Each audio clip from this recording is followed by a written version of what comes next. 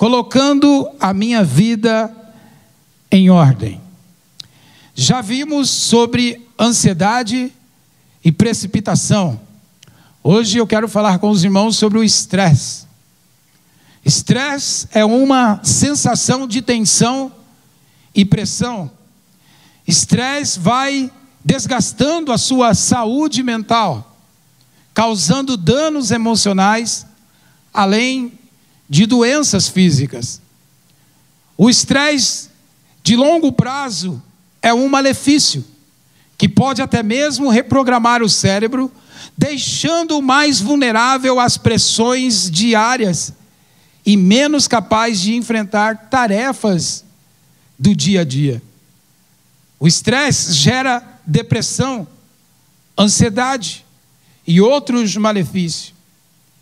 Agora, avaliando o nosso cotidiano, um dos fatores principais para o estresse, nos dias de hoje, no contexto a qual nós vivemos, é a pressa. A pressa tem sido esta causa, esse índice alto de estresse em nossas vidas e na vida do ser humano, no nosso cotidiano. Querido irmão e querida irmã, precisamos admitir que uma vida atropelada, onde o urgente passa à frente do importante, fatalmente apresentará mais dia ou menos dia estresse. Isto porque, diante desta verdade, nós somos invadidos por uma sensação desconfortável, ao percebermos que falhamos em fazer o que era realmente importante. Percebemos, numa comparação bem próxima com os nossos pecados, de que fizemos aquelas coisas que não devíamos ter feito e deixamos por fazer aquelas que eram necessárias, de fato necessárias. E se sentir assim, se sentir desta forma, gera estresse. Existe uma exigência nos dias atuais de que tudo tem que ser rápido, às pressas, acelerado. Guarde isto: a pressa é uma doença que mata a nossa serenidade. Eu vou repetir: a pressa é uma doença que mata a nossa serenidade, ou seja, tira completamente a nossa paz, nos deixa desconfortável. Pressa é, acima de tudo, uma luta contínua, uma tentativa incessante de realizar ou conseguir mais e mais coisas em pouco tempo. Como diz Meyer Friedman, a pressa é a tentativa de participar de mais e mais eventos em menos tempo, frequentemente diante da oposição real ou imaginária de outras pessoas. A pressa, ela é uma doença. Por favor, não pense que eu estou aqui defendendo a preguiça, a inércia, a falta de proatividade, a demora na ação, pois a preguiça, como diz a Bíblia também, ela é um pecado. Mas a pressa é uma doença que gera estresse. Agora, vejamos os elementos que compõem a doença da pressa. É importante que nós meditemos nisto. É importante que você registre isto. Elementos que compõem a doença da pressa. O primeiro deles é a multitarefa. E esse termo multitarefa está em alta nos tempos atuais. Muitos profissionais, em busca de uma recolocação profissional, colocam em seus currículos a capacidade de multitarefa, que é de fazer várias coisas ao mesmo tempo. Será que realmente conseguimos fazer várias tarefas ao mesmo tempo? Ou seja, e vários estudos sobre gestão têm comprovado que não, que nós, ao contrário da multitarefa, somos monotarefa. Ou seja, não somos capazes de fazer várias coisas simultaneamente. Não somos capazes disso. Mas devido à necessidade desesperada de se apressar, de fazer tudo corrido, pegamos-nos fazendo ou pensando em mais de uma coisa ao mesmo tempo. A multitarefa é um elemento que compõe a doença da pressa. O segundo elemento que compõe a doença da pressa é a confusão. E confusão, eu quero dizer aqui que ela pode ser vista no costume de andar com uma agenda enorme, uma agenda lotada, onde não há espaço, onde não há intervalo para nada. E a confusão pode ser vista também no esquecimento das coisas que são de fato importantes a ser realizadas. O terceiro elemento que compõe a doença da pressa é a superficialidade. A superficialidade, ela é a maldição do nosso tempo. Porque a superficialidade substitui a sabedoria pela informação. Isso porque busca-se sempre o caminho mais rápido. A superficialidade nossa quer aprontar a maturidade no micro-ondas. Quer tudo pronto instantaneamente. E não é desta maneira. A maturidade, seja ela cristã ou seja ela acerca da vida, ela vem com um processo. Ela exige um processo, mas a superficialidade irá ditar a nós, irá dizer a nós que devemos adquirir tudo rapidamente. Então nos tornamos seres apenas superficiais, não seres profundos. O quarto elemento que compõe a doença da pressa é a incapacidade de amar. Preste atenção nisso. O amor e pressa não combinam. Não são incompatíveis por definição. As crianças, o esposo, a esposa, exigem mais do nosso tempo, mas estamos fadigados, exaustos, para demonstrar amor àqueles que fizeram as promessas mais profundas. É a incapacidade de amar. E a questão da pressa, dessa incapacidade de amar, tem sido um gerador de divórcio, de revolta entre os filhos, de revolta do marido, de revolta da esposa, devido a essa incapacidade de amar que compõe a doença da pressa. A pergunta importante a se fazer é: como saber que a pressa se instalou em minha vida? Como saber? Como identificar que a pressa se instalou em minha vida? O primeiro sintoma da pressa é correr sem motivo. A pessoa está sempre apressada, sempre acelerada, mesmo quando não tem nada para fazer. E isso gera estresse. O segundo sintoma da pressa é ofender sem motivo os outros. A pressa faz a pessoa ficar acelerada. Acelerando-lhe, rouba a capacidade de dar o devido valor às pessoas. Isso leva a pessoa a ofender outros. E isso gera estresse. O terceiro sintoma da pressa é a insensibilidade. Esta insensibilidade é vista na perca da capacidade de ser grato, de ter um coração grato. Esta insensibilidade é vista na perca da capacidade do maravilhamento pela vida, onde a vida perde completamente o sabor, perde o sentido. Não se encontra mais sentido para viver. Insensibilidade. O sintoma da pressa faz isso. Existem coisas maravilhosas acontecendo ao nosso redor. Deus fazendo milagres maravilhosos, mas a pressa faz com que nós não venhamos enxergar isto. Venhamos enxergar as coisas maravilhosas que Deus faz. O quarto sintoma da pressa: fugas destrutivas. Este é outro fator. Para adquirir alívio,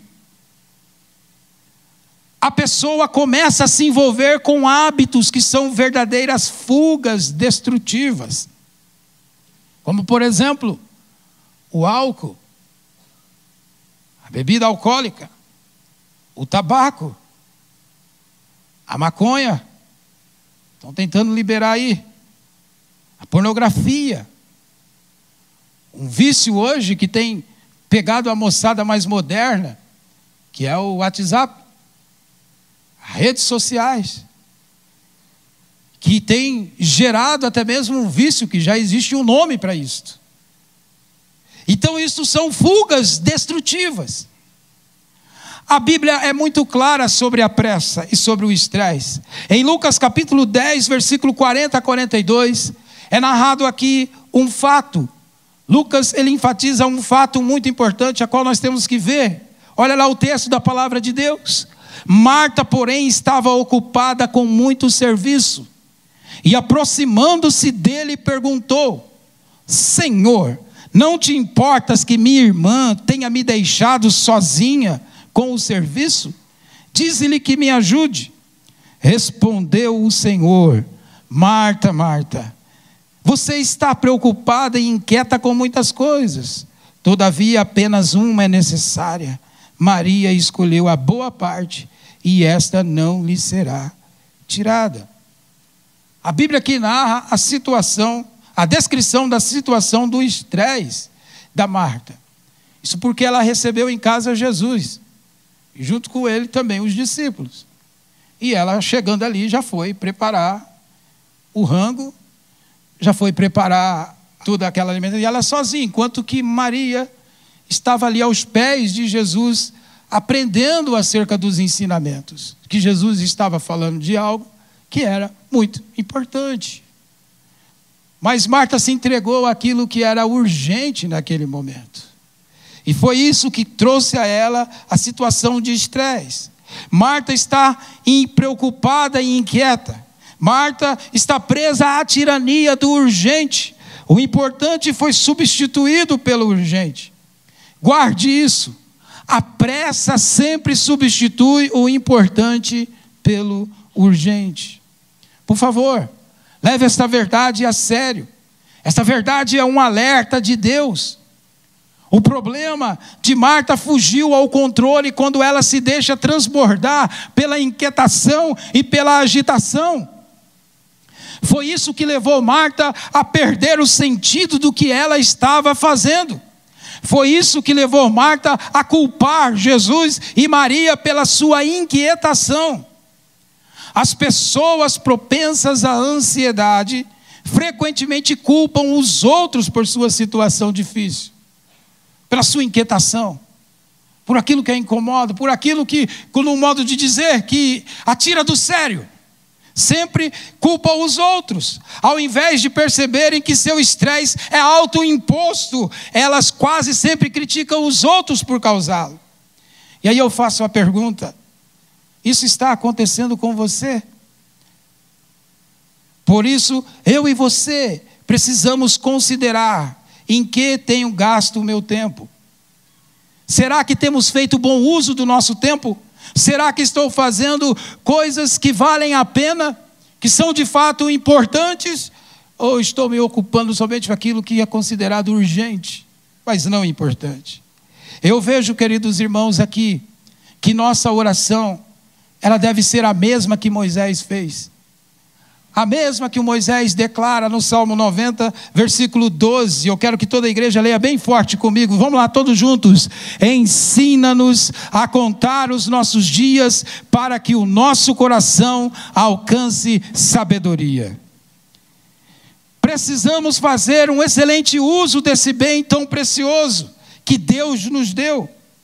Quando não usamos bem o tempo que nos é dado, a consequência disso é estresse, é fadiga, é frustração, é desmotivação.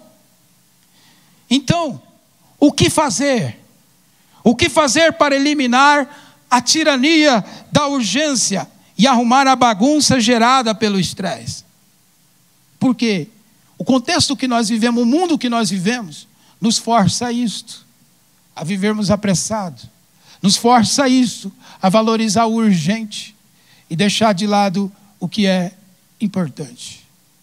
Então, o que fazer para eliminar a tirania da urgência? Primeiro, para colocar em ordem a bagunça gerada pelo estresse, trabalhe seu foco.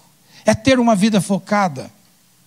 Quando você põe foco em algo, sua percepção ativa filtros internos. E você passa a enxergar no mundo aquilo em que coloca a sua atenção. Por isso você não pode esquecer que onde você coloca a sua atenção é para onde direciona toda a sua energia, toda a sua força. Por isso você não pode esquecer disto. O foco determina a sua realidade. E um dos exemplos da palavra de Deus que afirma em João capítulo 17, versículo 4, é que o próprio Jesus é esse exemplo. Como ele diz lá: eu te glorifiquei na terra, completando a obra que me deste. Jesus orando assim. Obra finalizada, missão cumprida, disse Jesus. Mesmo que ainda havia muitas regiões onde ele não tinha sido ouvido. Centenas de pessoas cegas, doentes, coxas, que não haviam sido tocadas e transformadas. Mesmo assim, Jesus disse que havia completado a obra que o Pai tinha lhe dado para fazer. Embora ainda não houvesse inúmeras necessidades, nosso Salvador estava livre do estresse. Jesus fazia uma tarefa por vez, com toda a sua energia direcionada. Havia direção, havia propósito, havia objetividade no que ele fazia. E a Bíblia, os evangelhos narram bem isto. Como por exemplo em Marcos capítulo 1. Ali a Bíblia retrata que Jesus sai uma madrugada para orar. E o paralelo dessa fase é em Lucas capítulo 4. Onde Jesus volta desta oração. E encontra ali os discípulos. E junto com os discípulos tem uma enorme multidão. Esperando por ele. O que Jesus faz? Ele simplesmente pega os discípulos e vai para uma outra região. Porque ele mantinha o foco naquilo a qual o Pai o direcionava. Se estivesse em um casamento, curando alguém, ensinando, ele fazia muito bem, sem indícios de preocupação daquilo que estava ainda por fazer. Portanto, olhe para a sua vida. Você vive um momento por vez ou vem tentando viver vários ao mesmo tempo? Tentando viver vários ao mesmo tempo. Viver de modo planejado traz senso de realização e o livra de uma euforia desenfreada. Irmão, guarde isto. O sábio Salomão, ele já deixou registrado que debaixo do céu há tempo para tudo. E temos que nos atentar a esta verdade. Em Eclesiastes 3 ele fala que debaixo do céu há tempo para tudo. Tudo tem o seu tempo, tudo tem o seu momento e nós precisamos aprender isso, porque se não aprendermos isto, vamos viver completamente envolvidos, encharcados de estresse, buscando sempre o urgente e esquecendo daquilo que é importante. Quem faz muitas coisas ao mesmo tempo acaba não fazendo bem nada. Por isso, é muito importante. Segundo lugar, para colocar em ordem a bagunça gerada pelo estresse, supere sua preocupação. Superar a preocupação. A preocupação dá a sensação de que estamos fazendo algo quando não estamos fazendo nada. A preocupação é uma fonte de estresse. E Deus oferece uma forma segura de superarmos a preocupação.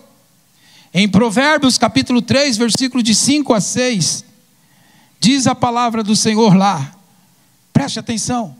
Confie no Senhor de todo o seu coração e não se apoie em seu próprio entendimento. Reconheça o Senhor em todos os seus caminhos e Ele endireitará as suas veredas. No texto lido existe 4 verbos em ação: confiar, não se apoiar, reconhecer e endireitar.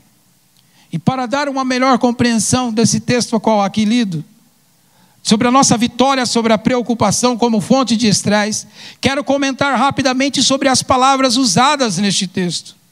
A primeira palavra que é usada é confiança.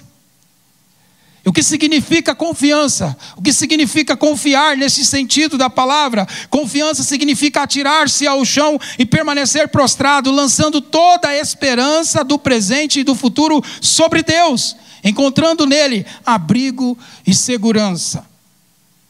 A segunda palavra é coração. E o que diz aqui é que eu devo lançar sobre Deus uma total confiança sem esconder nenhuma área da mente, sentimento ou vontade.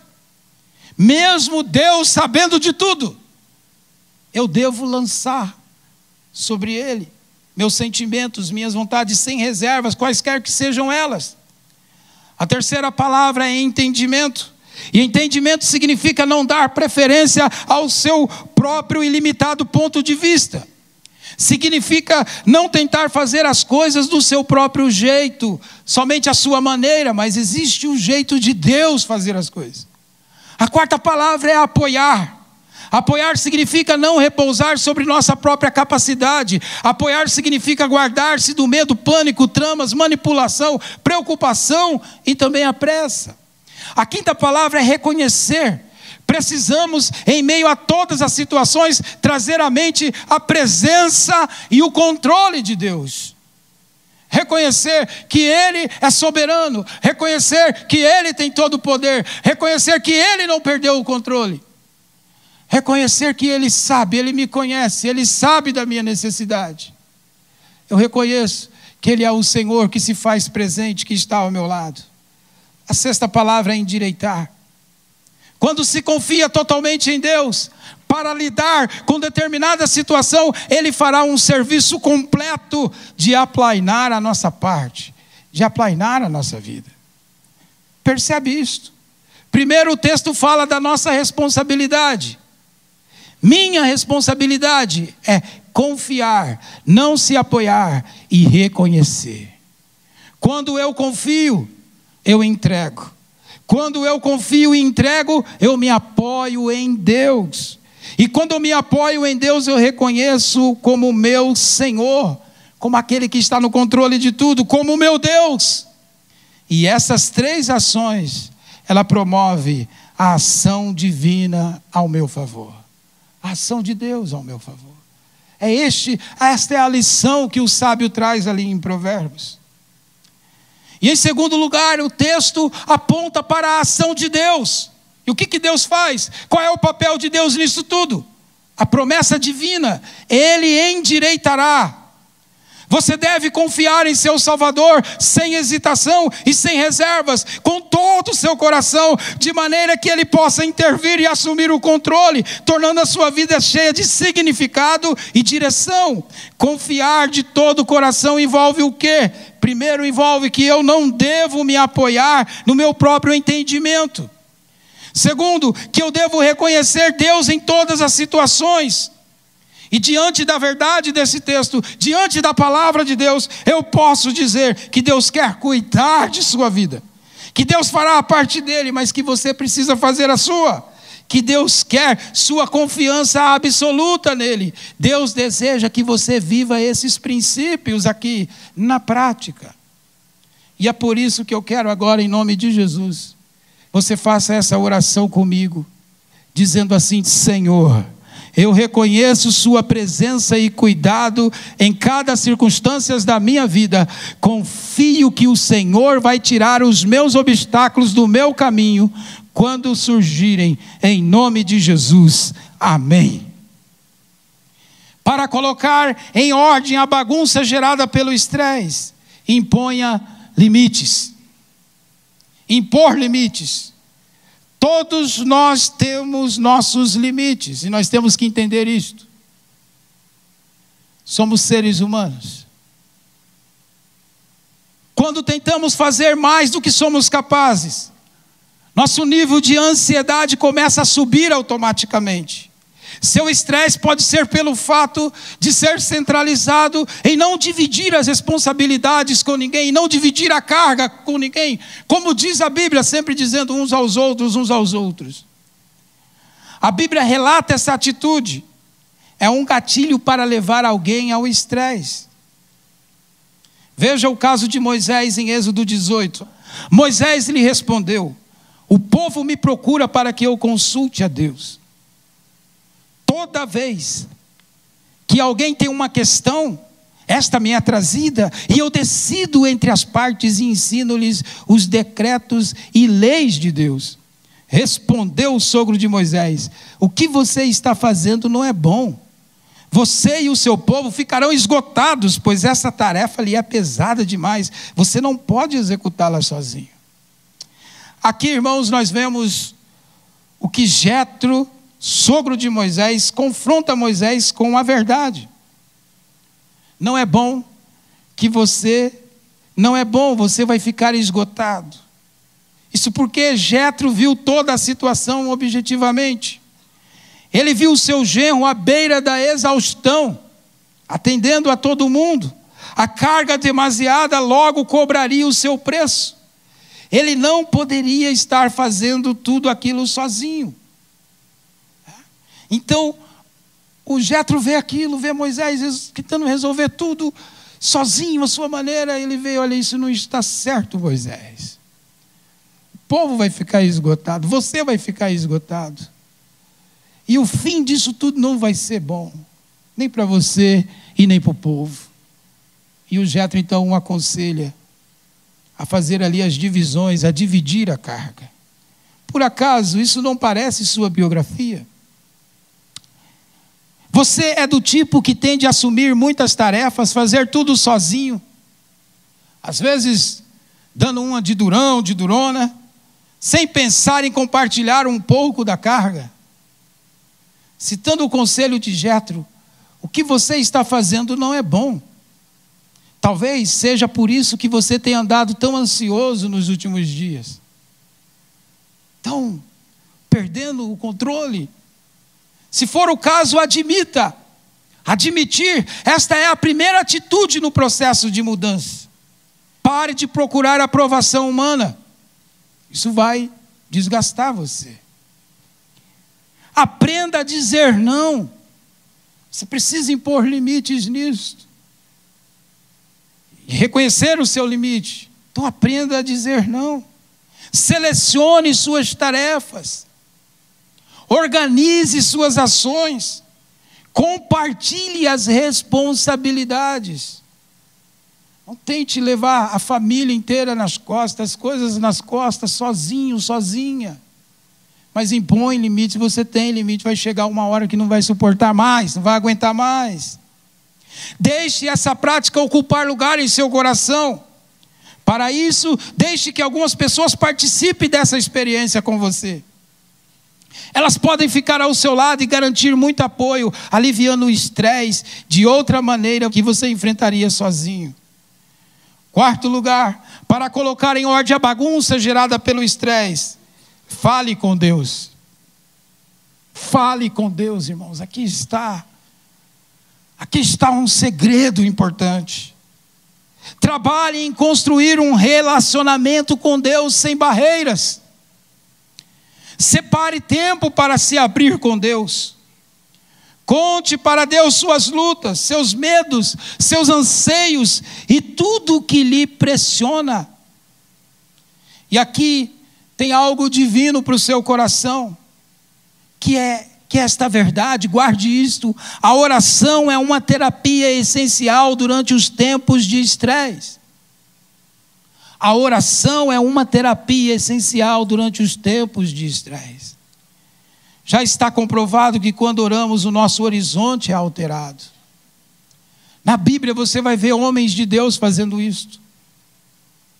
Todas as vezes que você encontrar ali, dizendo que 3 vezes eu clamei, 3 vezes eu busquei, porque essa era uma prática. Quando um ser humano chegava a pedir 3 vezes a mesma coisa, é porque a carga estava pesada demais, ele não conseguia suportar aquilo.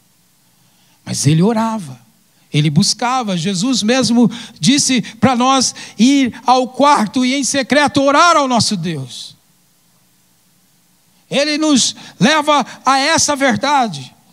Quando oramos, a nossa atitude é alterada. Já está comprovado que quando oramos, nossa percepção sobre tudo se torna claro. Deus nos esclarece. Deus nos dá uma direção. Deus nos invade com paz. O apóstolo Paulo deixou isso bem claro. Ele disse que todas as nossas ansiedades devem ser levadas a Deus em oração. Que a paz de Deus invadirá o nosso ser. Irá invadir a nossa vida. Vai nos trazer refrigério. Por isso que a oração, ela é importante. E Jesus é um exemplo claro sobre conversarmos com Deus em momentos de pressão. Em Lucas capítulo 22, versículo 41 a 44 diz: ele se afastou deles a uma pequena distância, ajoelhou-se e começou a orar: Pai, se queres, afasta de mim esse cálice, contudo não seja feita a minha vontade, mas a tua. Apareceu-lhe então um anjo do céu que o fortalecia. Estando angustiado, ele orou ainda mais intensamente, e o seu suor era como gotas de sangue que caía no chão. Veja, estando angustiado, ele orou ainda mais intensamente, deu mais ênfase, mas buscou, ele falou com o Pai. Veja que Jesus está vivendo aqui um momento mais estressante de sua vida terrena. Getsêmani. Jesus estava prestes a morrer pelos pecados da humanidade toda. Que dor, que sofrimento, a tensão que ele estava sentindo ali. E o que Jesus faz? Ele conversa com Deus. Ele conversa com Deus. E várias vezes na Bíblia você vai ver Jesus fazendo isso. Veja lá, ele se retirava para orar, para falar com o Pai. Por quê? Porque como ser humano, conversar com Deus é o melhor remédio. Conversar com Deus, orar, colocar em oração com confiança, como nós já vimos aqui, é o remédio, é a pacificação do ser. Viajar através da oração. Mas este momento tão crucial tinha um outro objetivo. E aqui eu quero que você preste atenção. Qual era o outro objetivo de Jesus? O objetivo de Jesus era ensinar aos seus discípulos, a mim e a você, o segredo espiritual da oração. Orar significa expressar dependência de Deus. Significa expressar que eu dependo de Deus, que nós dependemos de Deus. E que viver essa existência sem Deus é loucura. E que viver neste mundo sem Deus é loucura. Como diz o sábio, é tolice. E Jesus aqui está ensinando, ele está falando para nós que existe esse recurso especial para nós, que nós podemos falar com o Pai, que nós podemos comunicar com o Pai, que nós podemos se relacionar com Ele. Porque esse relacionamento com Deus irá nos fortalecer no dia mau, irá nos fortalecer nessa pressão que convivemos neste mundo, dos dias de hoje. Orar significa expressar dependência de Deus. A oração, guarde isto, é a forma de interrompermos a força do estresse em nossa vida. Por isso, ore, fale com Deus, coloque em oração, use esta poderosa ferramenta espiritual, estabeleça um relacionamento com Deus a partir de hoje. Faça esse propósito na sua vida. Você vai experimentar o melhor de Deus no seu coração, eu tenho certeza. Porque será acrescentado a você bênção, paz, direção e esperança. E por fim, para colocar em ordem a bagunça gerada pelo estresse, precisamos acreditar na eternidade. Acreditar na eternidade.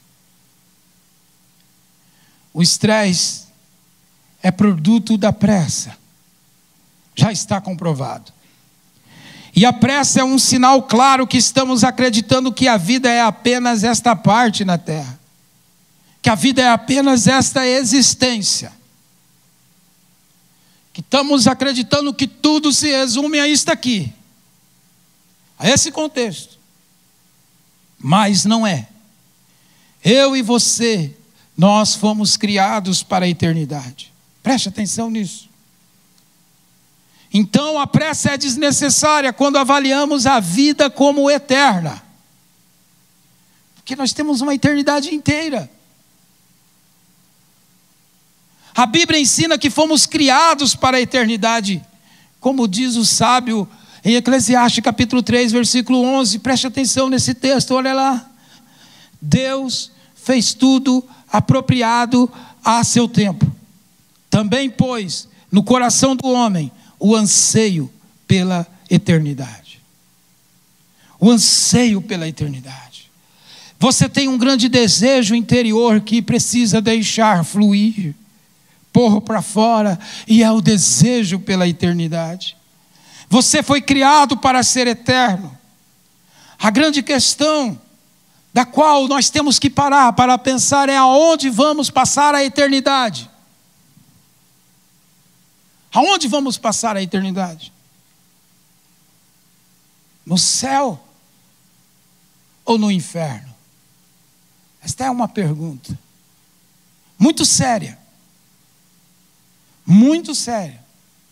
que devemos fazê-la todos os dias, que devemos fazê-la todos os momentos, que devemos fazer em todos os momentos a qual nós vamos fazer uma escolha.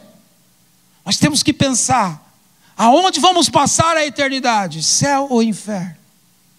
A Bíblia ensina que aqueles que não receberam a salvação de Jesus estão nessa condição, perdidos.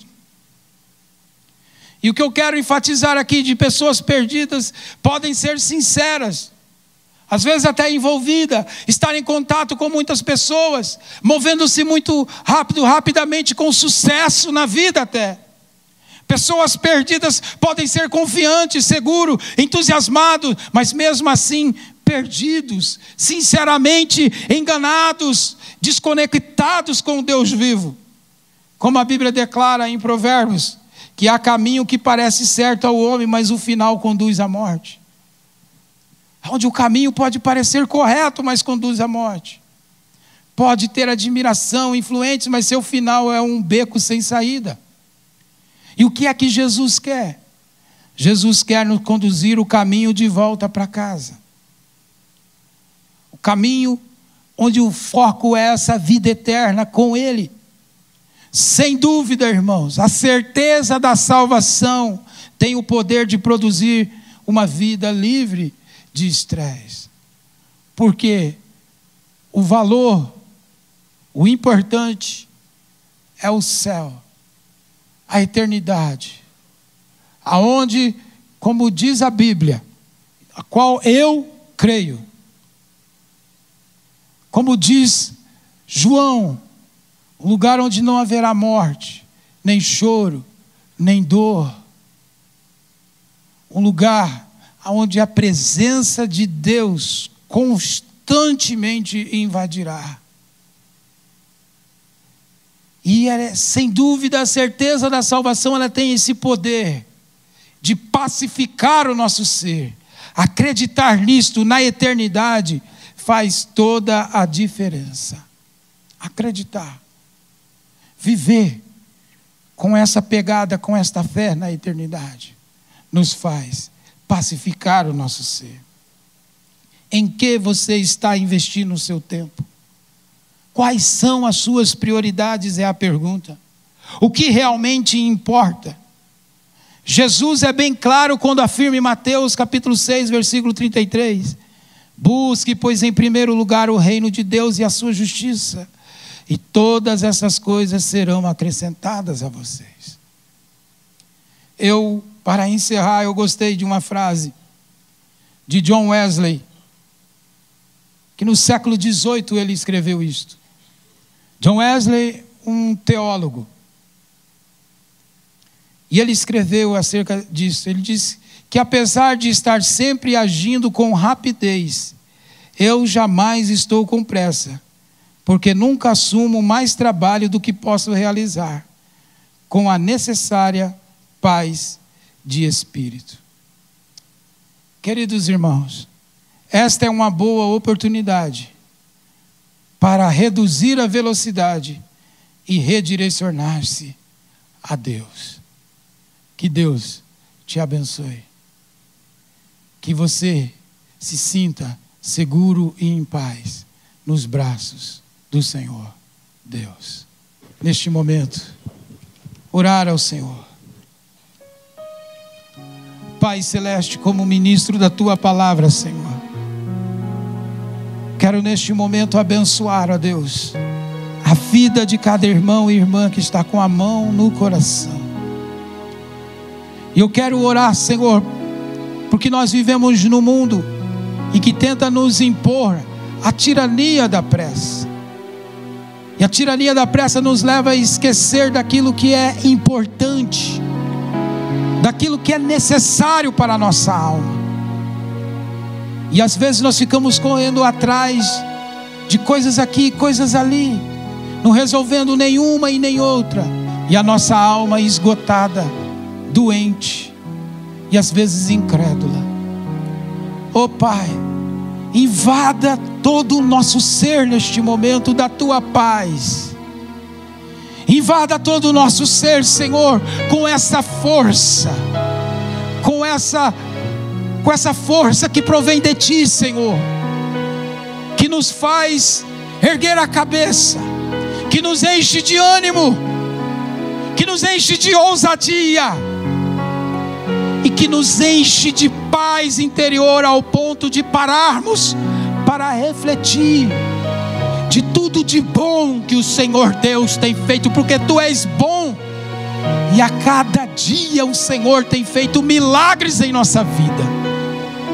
Leva-nos, Senhor, neste momento, ó Pai, a entender, a compreender esta verdade no coração, e deste momento em diante sentir a paz, o consolo do Senhor. Amém.